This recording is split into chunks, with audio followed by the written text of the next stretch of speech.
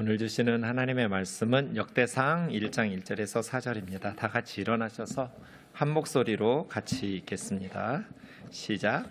아담, 셋, 에노스, 게난, 마할랄렐, 야렛, 에녹, 무드셀라, 라멕, 노아, 셈, 함과 야벳은 조상들이라. 아멘. 자리에 앉으셔서 기도하겠습니다. 사랑하는 하나님 아버지, 오늘도 주신 말씀을 통해서 하나님을 알고 또 바르게 믿으며 살아갈 수 있도록 인도하여 주옵소서. 미련한 종을 주님 손에 맡겨옵고 예수님의 이름으로 기도하옵나이다. 아멘. 오늘은 성령 강림 주일입니다. 성도와 교회를 살리는 것은 하나님의 영이신 성령님과 하나님의 말씀인 성경입니다. 성령님의 도우심이 없으면 우리가 예수님을 믿을 수도 없고 하나님의 말씀에 순종하며 살아갈 수도 없습니다. 힘써 성령님의 은혜와 도우심을 구하고 성령님의 인도하심에 순종하며 따라가는 우면동교회가 되기를 주의 이름으로 축원합니다. 오늘부터 6월 말까지는 역대상 말씀을 함께 살펴보려고 합니다. 역대상하는 지나간 역사를 영적인 관점, 신앙적인 관점으로 재해석한, 역사를 재해석한 성경입니다. 원래 성경의 이름은 그 날들의 말씀들, 이런 뜻입니다. 디브레 하야밈, 그 날들의 말씀들. 역사는 설교처럼 하나님의 말씀, 하나님의 선포라고 이스라엘 사람들이 받아들인 것입니다. 이 역대기를 쓴 사람들이 누구일까? 왜 이들은 역사를 다시 쓰고 있을까입니다. 구약의 역사를 간단히 보시면 바벨론에게 남유다와 예루살렘이 멸망한 후에 바벨론을 정복했던 페르시아의 왕 고레스가 칙령을 내려서 1차로 스룹바벨을 리더로 해서 약 5만여 명의 유대인들이 바벨론에서 예루살렘과 유대로 돌아왔습니다. 그리고 에스라가 2차 포로 귀환, 느헤미야가 3차 포로 귀환이 있었습니다. 이 역대상 3장 24절에 보면 첫 번째 1차 포로 귀환의 리더였고 성전을 지었던 스룹바벨의 6대 후손의 이름까지 나옵니다.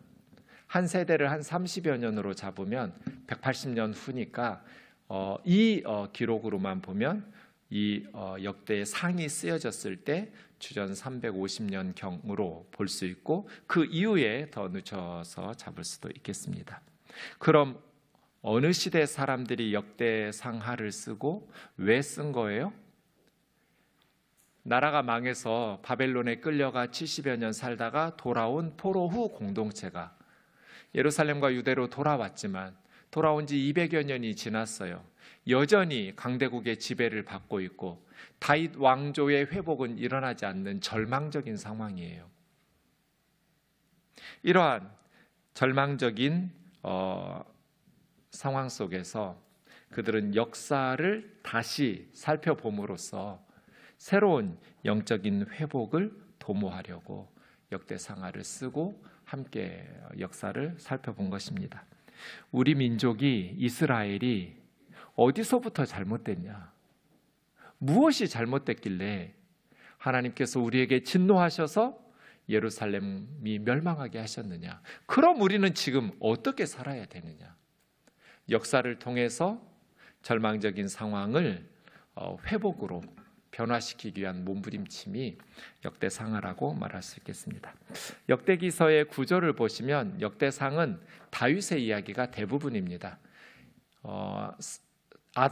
첫 번째 사람 아담에서부터 다윗의 직전 왕이었던 사울 왕까지는 족보로 처리하고 10장에서 사울 왕의 죽음만 언급한 후에 바로 다윗의 통치를 기록하고 있습니다. 그리고 역대하에 보면 솔로몬과 남유다 왕국의 역사들, 바벨론 포로로 끌려갔다가 귀환할 때까지의 역사를 기록하고 있습니다. 북이스라엘의 역사는 생략하고 있습니다. 오늘 우리가 살펴볼 것은 족보인데요.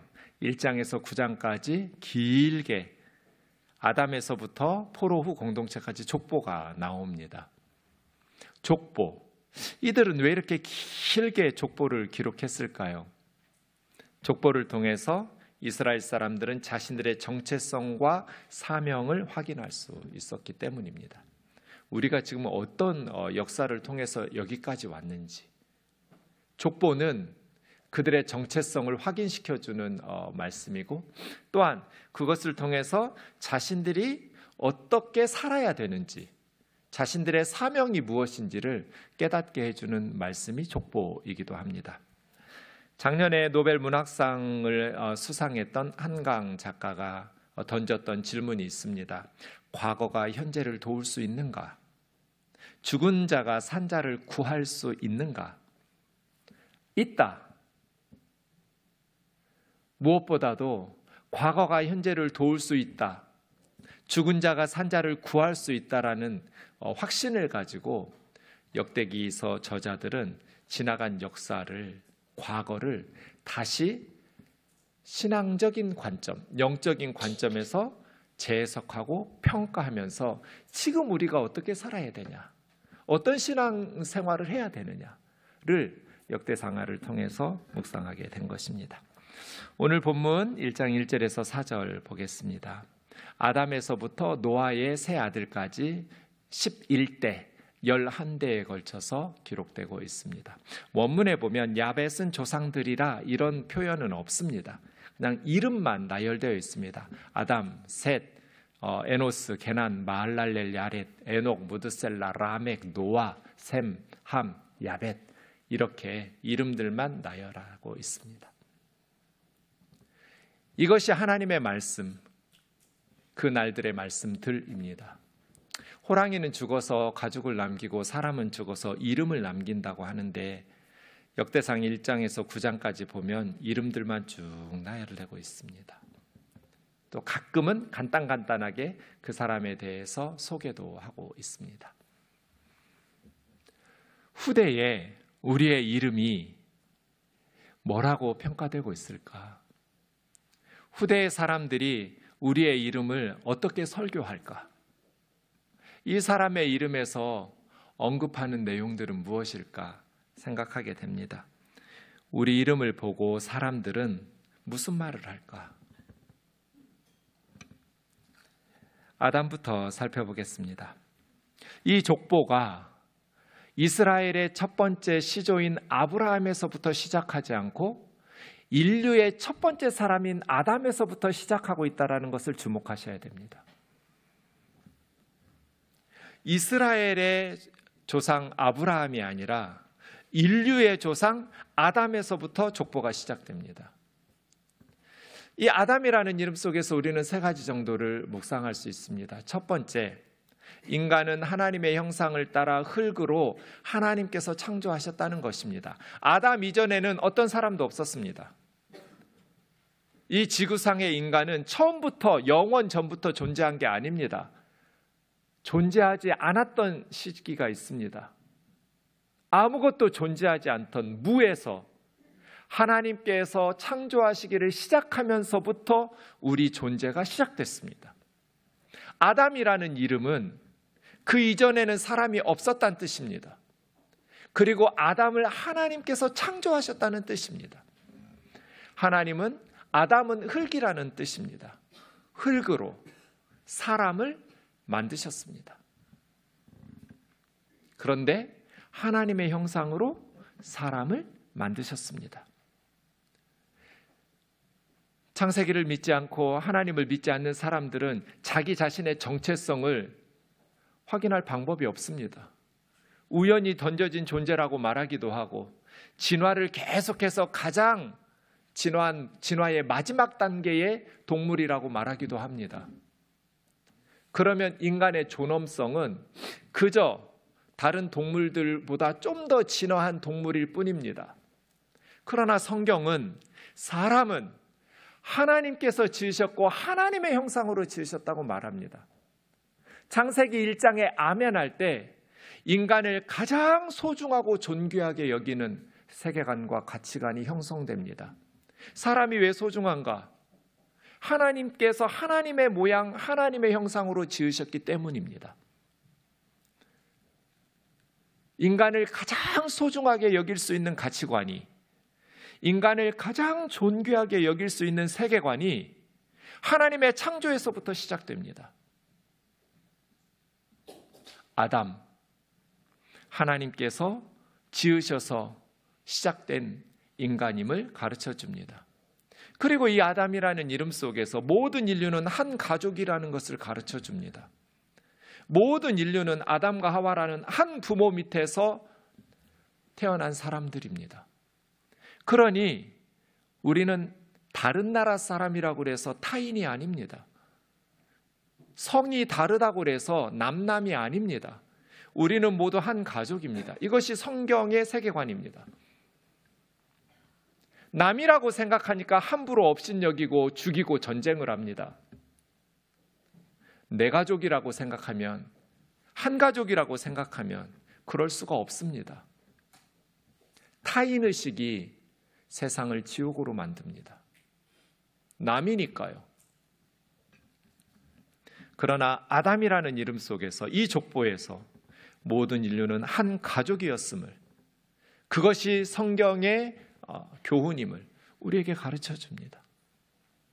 다른 사람을 죽이는 것은 남을 죽이는 것이 아니라 내 가족을 죽이는 것입니다.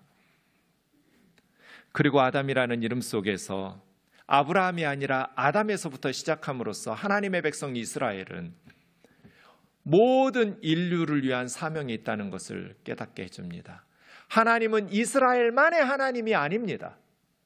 하나님은 모든 세상 사람들을 지으신 온 세상 사람들의 하나님이십니다. 여기에는 그 어떤 민족적 우월의식이나 선민사상이 있을 수 없습니다. 오히려 청지기적 사명감을 불어넣어주는 이스라엘의 정체성입니다. 하나님이 지으신 모든 세상 사람들을 우리는 섬겨야 된다. 하나님의 백성으로 만들어야 된다는 사랑과 선교의 사명이 있음을 깨우쳐주는 이름이기도 합니다. 그런 족보입니다. 이 족보를 제대로 알지 못하면 인류의 비극이 시작됩니다. 최근에 저는 역사의 그늘에 서서라는 책을 읽었습니다. 히틀러 치하 독일 신학자들의 설교에 대한 책입니다. 이 책에서 저자는 질문을 던집니다. 왜 독일 교회는 히틀러를 막아내지 못했는가? 왜 독일 교회는 유대계 독일인들이 죽음의 소용소로 이송되는 것을 막아내지 못했는가? 나치는 세계를 인종적으로만 보았다. 게르만 인종은 세상에서 가장 월등한 인종이고 유대 인종은 세상에서 가장 열등한 인종이라고 세뇌시킵니다. 그래서 유대인들에게는 저 황색별이라고 하는 헝겊을 모든 유대에게는 강제적으로 부착하고 다니게 했습니다. 왕따시키는 겁니다. 그리고 점점 안경을 쓰지 못하게 하고 지역을 가지 못하게 하고 그러다가 점점 직장에서 쫓아내고 가스실로 600만 명을 죽였습니다. 나치는 인종적 편견에 근거한 세계관을 가지고 세계를 갈등의 무대로 보았습니다. 히틀러와 그를 추종하는 자들은 세상을 지배를 위한 인종 간의 생사를 건 투쟁의 전쟁터로 보았습니다. 그래서 열등한 유대 민족은 제거해야 됩니다. 용서, 희생, 헌신, 사랑, 겸손, 온유 이런 단어는 나치가 허용하지를 않습니다. 힘, 능력, 정복 그것이 하나님의 뜻이라고 가르칩니다. 독일의 실패는 1차 세계대전에서 항복하지 말았어야 되는데 하나님의 뜻을 불순종하면서 독일이 전쟁에서 항복했기 때문에 이런 심판, 하나님의 심판이 임했다고 히틀러는 세뇌시켰습니다. 여러분, 역대상 1장 1절 아담에서부터 시작하는 모든 인류는 한 가족이라는 것만 배웠다더라도 독일의 교회는 이런 히틀러의 세뇌에 미혹당하지 않았을 겁니다. 이런 말도 안 되는 거짓 메시지에 속지 않았을 거예요. 모든 인류는 다 하나님의 형상으로 지음받은 한 가족입니다. 이것이 성경의 진리입니다. 골로새서 3장 9절에서부터 11절까지 보시면 거짓말하지 마라. 옛사람의 일과 그 행위를 벗어버려라. 우리는 예수 그리스도 안에서 새 사람이 되었으니 지식에게까지 새롭게 하심을 입어야 된다. 그러면서 11절에 뭐라고 말합니까? 헬라인이든 유대인이든 이방인이든 유대인이든 할례를 받았든 할례를 받지 않은 사람이든 야만인이든 수구대안은 흑해 근처에 북쪽에 있는 야만인들 취급했던 사람들입니다.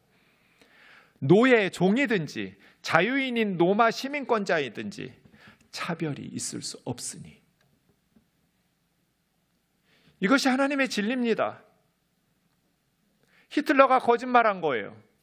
그런데 독일의 그리스도인들이, 특히 보수적인 그리스도인들이 다 히틀러를 지지했어요. 오히려 진보적인 독일의 크리스찬들은 순교를 당하면서 히틀러에게 맞서 싸웠습니다.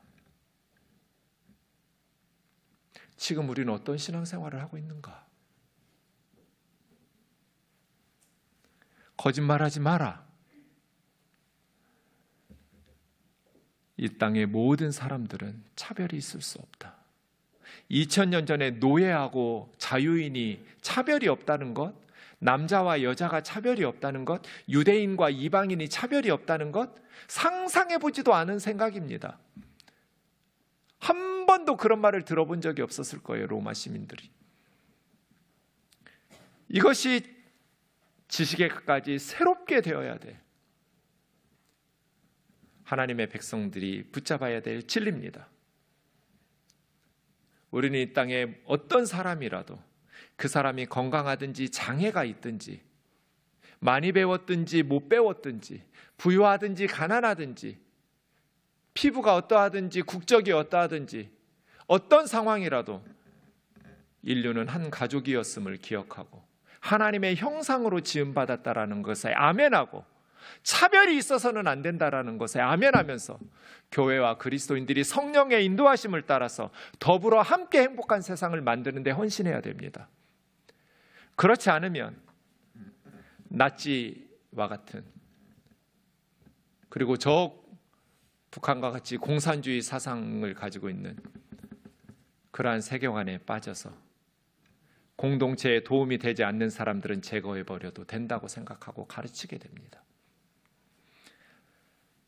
역대기의 족보가 이스라엘이 영적으로 회복되려면 아담에서부터 족보가 시작돼야 돼요. 아담에서부터, 아브라함에서부터 시작하면 안 돼요. 단군에서부터 시작되면 안 돼요. 아담에서부터 시작돼야 돼요. 두 번째 사람은 셋입니다. 셋이라는 이름은 가인이 죽인 아벨 대신에 태어나서 대신이라는 뜻입니다. 대신, 아벨 대신, 그런 뜻입니다.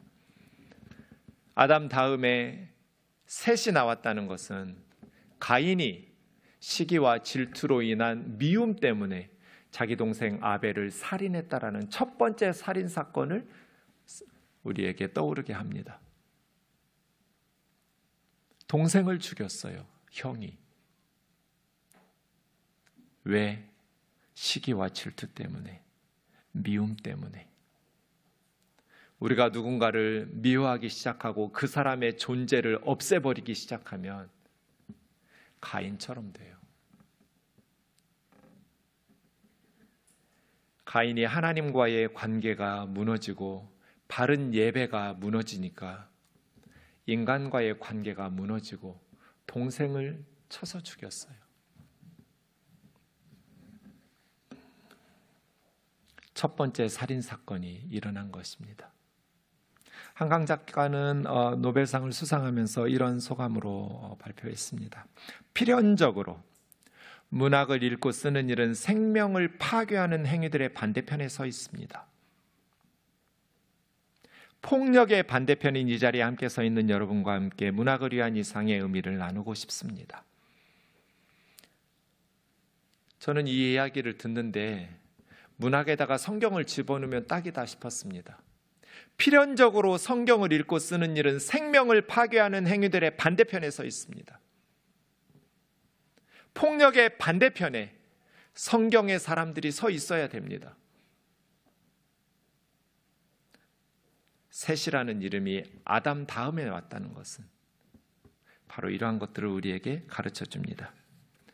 칼뱅은 이렇게 말합니다. 하나님은 인간에게 폭력이 행해지면 하나님 자기 자신에게 행해진 것으로 여기신다. 이것이 성경 박사 장로교의 창시자인 칼뱅의 말입니다. 우리 장로교는 하나님께서 인간에게 폭력이 행하여질 때 하나님 자신에게 그 폭력이 행하여지는 것으로 여기신다는 성경 해석을 가지고 하나님을 믿는 사람들입니다. 연약한 자들에게 폭력을 행사하면 그 사람에게 폭력을 행사한 것이 아니라 우리 가족에게 폭력을 행사한 것이고 그를 지으신 하나님에게 폭력을 행하신 것으로 여기기 때문에 반드시 심판을 받습니다. 이것이 셋이라는 이름 속에 나온 교훈입니다. 세 번째 사람은 에노스입니다. 에노스는 셋의 아들입니다. 에노스라는 이름은 죽을 수밖에 없는 인간이라는 뜻입니다. 그러니 역대상 1장 1절에 나오는 세 사람의 이름을 해석하면 흙 대신 죽을 수밖에 없는 인간, 그런 뜻입니다. 흙으로 지음받은 아담, 아벨 대신 태어난 셋, 죽을 수밖에 없는 인간인 에노스. 인간은 흙으로 돌아간다는 것을 셋은 깨닫고 자기 아들 태어났을 때 이름을 에노스라고 지었습니다. 창세기 4장에 보면 셋은 에노스를 낳고 비로소 그때 사람들이 여호와의 이름을 불렀다는 특이한 표현을 쓰고 있습니다. 창세기 시대의 모세 시대에 신의 이름을 불렀다는 것은 공적인 예배를 드렸다는 뜻입니다. 하나님 하고 이름 불렀다는 것이 아니라 예배 드렸다는 뜻이에요. 그러니까 셋은 단순히 아벨 형을 대신했을 뿐 아니라 억울하게 죽임당했던 아벨 형의 믿음을 대신하고 계승한 사람이에요. 하나님의 말씀이, 하나님의 뜻이 셋을 통해서, 에노스를 통해서 계속해서 계승되고 있는 모습을 볼 수 있습니다. 우리도 우리 자녀들에게 하나님의 뜻과 하나님의 구원을 계승시켜야 됩니다. 어떻게? 여호와의 이름을 부르며 예배하면서. 셋은 에노스가 태어나면서 공적인 예배를 드리기 시작하고 믿음의 계승이 이어지기 시작합니다. 이렇게 한 사람 한 사람 설교하면 오늘 하루도 부족할 것 같습니다. 그래서 이제 스킵하겠습니다. 2절입니다. 게난, 말랄렛, 야렛, 에녹, 무드셀라, 라멕, 노아, 셈, 함, 야벳입니다. 가인의 후손들이 훨씬 더 위대한 업적들을 남겼습니다. 그런데 성경은 하나님께서 셋의 후손들을 훨씬 더 값진 인생이라고 평가하셨다고 기록하고 있습니다. 어디 그런 구절이 있어요? 가인의 후손들이 셋의 후손들보다 훨씬 더 위대한 업적들을 남겼다. 그런데 하나님은 셋의 후손들의 삶을 훨씬 더 값지게 여기셨다는 말이 어디에 나오냐고요? 창세기에 나오겠죠. 창세기 어디에 나와요? 이거 어떻게 알 수 있어요? 창세기 4장의 족보와 5장의 족보를 보면 나옵니다. 창세기 4장에는 가인의 족보가 나오고 창세기 5장에는 셋의 족보가 나옵니다. 그런데 창세기 4장에 가인의 족보에는 굉장히 큰 업적들을 남기는 내용들이 나옵니다. 예를 들어서 두발가인이라는 후손은 구리와 쇠로 여러 가지 기구를 만드는 창시자가 됩니다. 유발이라는 두발가인의 형제는 가축을 치는 자의 목축업의 조상이 됩니다. 또 다른 형제는 여러 가지 음악과 문학, 예술을 발전시키는, 문화를 발전시키는 창시자가 됩니다. 가인의 후손들이 세상적으로는 훨씬 더 위대한 업적들을 남겼습니다. 그에 비해서 5장의 셋의 후손들의 족보에는 그런 내용들이 하나도 없습니다. 세상에 위대한 업적을 남겼다는 내용이 없어요. 그냥 아기 낳고 살다가 죽었다는 얘기밖에 없어요. 그런데 4장의 족보와 5장의 족보에 명확한 차이점이 한 가지 있습니다. 나이입니다. 나이. 4장의 가인의 후손의 족보에는 한 사람도 몇 살까지 살다 죽었는지 나이가 나오지 않습니다. 몰라서 기록하지 않았을까요? 아니요. 세상적으로는 훨씬 더 성공한 사람들, 유명한 사람들, 위대한 업적을 남긴 사람들이에요. 그런데 성경은 의도적으로 그 사람들이 몇 살까지 살다 죽었는지 가인의 후손들에게서는 단 한 사람도 나이를 기록하지 않았어요. 그런데 셋의 후손은 3번씩 한 사람에게 나이를 3번씩 반복해서 기록했어요. 몇 살에 후계자를 낳고 후계자를 낳은 후 몇 살까지 살고 전체 몇 살까지 살다가 죽었다. 이게 무슨 뜻이에요, 여러분? 이게 왜 하나님께서 셋의 후손들의 삶을 훨씬 더 값지게 여기셨고 평가하셨다라는 뜻으로 해석돼요? 하나님이 세고 계셨다는 거예요. 가인의 후손들은 아무리 위대한 업적을 남겼어도 하나님께서 셀 가치도 없었다는 뜻이에요. 세상 사람들은 위대하다고 높였고 칭송했을지 모르지만 하나님께서는 그렇게 가치 있는 게 아니야. 그들의 하루하루는 하나님께서 세고 계시지 않았어요. 그런데 셋의 후손들 그냥 하나님 이름 부르고 예배하면서 그냥 자녀들 낳고 살다가 죽었어요. 애들 낳다가 살다 죽었다고요. 그런데 하나님께서 그들의 하루하루를 값지게 세시면서 값지게 여기고 계셨어요. 이것이 두 족보의 명확한 차이예요. 우리가 이루는 업적보다 하나님과의 관계가 더 중요해요. 우리가 세상에서 이루는 위대한 업적보다 하나님 앞에서 예배자로 사는 것이 더 중요하다고요. 하나님의 백성, 하나님의 자녀답게 사는 것이 훨씬 더 중요해요. 이것이 역대기 오늘 족보에서 우리가 배워야 될 내용이에요. 하나님의 구원의 계보들, 믿음의 계승들이 이어지는 족보 말이에요. 위대한 업적을 남기는 사람들의 이름이 쓰일 것 같은데 가인의 후손들은 다 빠졌잖아요. 하나님의 나라와 상관이 없는 사람들이니까. 하나님과 상관없는 인생을 살았으니까. 이 땅에서 불려지다가 사라질 이름들이에요. 그러나 하나님 앞에서 믿음으로 살았던 하나님의 백성들은 천국의 생명책에 이름이 기록되었다는 건 무슨 뜻이에요? 영원히 하나님과 함께 산다는 뜻이잖아요. 그러니 이름이 기록돼야죠.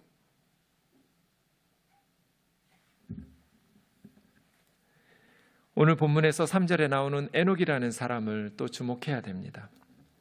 창세기와 히브리서에 보면 에녹이라는 사람은 하나님과 동행하면서 죽음을 경험하지 않고 하늘로 올라간 사람입니다. 에녹은 남달리 하나님을 기쁘시게 한 사람입니다. 그래서 히브리서 11장에서는 에녹이 하나님을 기쁘시게 했다. 그래서 그는 죽음을 보지 않고 하나님이 옮겨가셨다. 남들보다 절반도 못 살았어요. 보통 900살 이상 살 때 홍수 이전에 에녹은 365년밖에 살지 못했어요. 절반도 못 살았지만 인생은 얼마나 길게 살았느냐가 중요한 것이 아니라 얼마나 값지게 살았느냐가 중요해요. 에녹처럼. 값진 인생은 하나님을 기쁘시게 하는 삶이에요. 여러분 누구하고 함께 있고 싶어요? 있으면 부담스러운 사람? 아니잖아요. 있으면 행복하고 기쁜 사람이잖아요. 에녹은 하나님을 기쁘시게 하는 사람. 그래서 하나님께서 동행한 사람. 에녹이 900살 넘을 때까지 못 기다린 게 있는 거예요. 하나님은 너 그냥 빨리 올라와라 천국으로 나랑 같이 살자 그러신 거잖아요. 하나님을 기쁘시게 하는 사람, 하나님과 동행하는 사람, 에녹입니다. 마지막 4절에는 노아와 그의 세 아들이 나옵니다. 홍수의 심판을 받고 노아와 그의 아내, 세 아들과 그의 며느리들 8사람이 살아남았습니다. 홍수 이후에 이 세상은 어떻게 되었을까요? 노아의 후손들은 어떻게 살았을까요? 8장 21절 22절 보면 방주에서 나온 노아가 드린 희생 제물을 하나님께서 받으시고 다시는 사람 때문에 땅을 저주하지 않겠다고 말씀하시면서 사람의 마음이 계획하는 바가 어려서부터 악하다라고 말씀하십니다. 그래서 다시는 홍수로 사람들 때문에 이 세상의 생명을 다 거두어가지 않으시겠다고, 땅이 있을 동안에는 언젠가 이 지구가 없어질 것을 전제하는 말입니다. 땅이 있을 동안에는, 주님 재림 전까지는 심고 거두고 춥고 덥고 여름 겨울 낮과 밤이 계속해서 쉼없이 이어질 것이라고 하나님께서 약속하시면서 무지개 언약을 주십니다. 놀랍습니다. 인류는 홍수의 심판을 받았는데 그 무서운 물로도 인간의 악함을 변화시키지 못했습니다. 어려서부터 악했다고. 그래서 방주에서 나온 노아의 후손들이 무슨 짓을 해요? 바벨탑을 쌓아요. 인류의 희망은 하나님의 변화에 있습니다. 인간은 스스로를 선하게 만들어서 구원할 수 없습니다. 무서운 홍수의 심판으로도 인류의 악함이 변화되지 못했습니다. 이 땅의 희망은 하나님의 약속과 하나님의 아들 예수 그리스도의 은혜에 있는 것이지, 사람들이 교육이나 종교나 그 어떤 회의나 어떤 운동을 통해서도 선해지는 것을 기대할 필요가 없습니다. 말씀을 마치겠습니다. 한 주간 족보를 묵상하면서 저는 엄청난 은혜를 받았습니다. 이름이 메시지구나. 그 날들의 말씀들. 이것이 설교구나. 나는 어떻게 살아야 할까? 우면동 교회는 어떤 교회가 되어야 할까? 많은 은혜들 중에 한 가지만 나누고 마치겠습니다. 7장 21절부터 27절까지 보면 에브라임 지파 족보 이야기하면서 에브라임 이야기를 합니다. 에브라임이 에셀과 엘르아스라는 아들들을 낳았는데 블레셋의 가드 원주민에게 두 아들이 죽임을 당합니다. 그들의 짐승을 빼앗으려고 했기 때문입니다. 아버지 에브라임이 어떻게 살았을까요? 두 아들이 죽었어요. 여러 날 슬퍼했다고 말합니다. 두 아들을 잃어버린 아비가 얼마나 괴로운 인생을 살았겠어요. 슬퍼했어요. 형제들이 가서 위로했어요. 그런데 그 괴로운 삶을 살아냈더니 9대 후에 모세의 후계자 눈의 아들 여호수아가 태어나요. 이 족보에. 이런 내용들이 1장에서 9장까지 너무 많아요. 너무나 고통스러웠는데, 더 이상 못 살 것 같았는데, 죽고만 싶었는데, 그럼에도 불구하고 하나님 곁을 떠나지 않고 괴롭고 힘들었지만 믿음으로 하나님 앞에 부르짖으면서 아픈 마음들을 부여잡고 살아냈더니 9대 후에는 눈의 아들 여호수아 이름이 족보에 나오는 거예요. 예, 에브라임 지파에서. 이런 사람들이 너무 많아요. 이 족보에.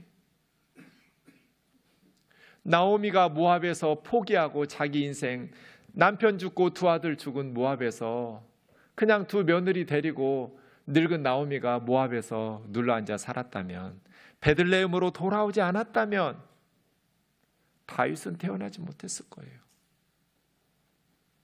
나오미가 그 절망적인 상황에서 남편과 아들들을 잃고 고통스러운 삶을 견뎌내면서 다시 하나님의 나라로 베들레헴으로 돌아왔더니 착한 며느리가 따라왔고, 또 보아스라는 기업 모르는 자가 도와서